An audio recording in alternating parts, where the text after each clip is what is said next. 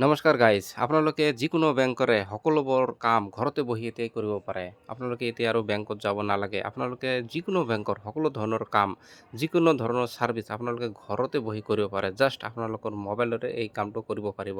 Just আপোনালোকে হোৱাটছআপত এটা হাই বুলি মেছেজ দিব। এটা মেছেজ দিয়াৰ লগে লগে আপোনালোকে যিকোনো ধৰণৰ কাম ঘৰতে বহি কৰিব পাৰিব, যিকোনো বেংকৰে।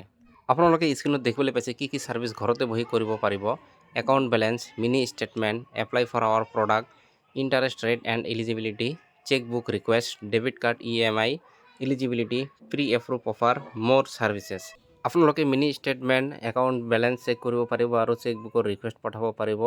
আপোনালোকে ঘৰতে বহি মোবাইলতে কৰিব পাৰিব। জাষ্ট হোৱাটছআপত এটা হাই বুলি মেছেজ দিলেই কামটো হৈ যাব।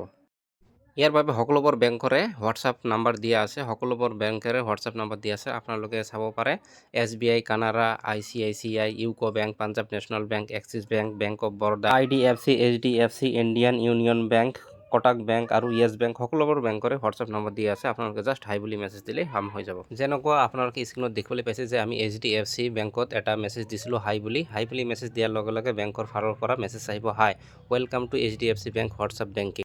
এই মেছেজৰ তলত আপোনালোকে কি কি ছাৰ্ভিচ পাব দিয়া আছে আৰু লাষ্টত লিখা আছে please enter the option number.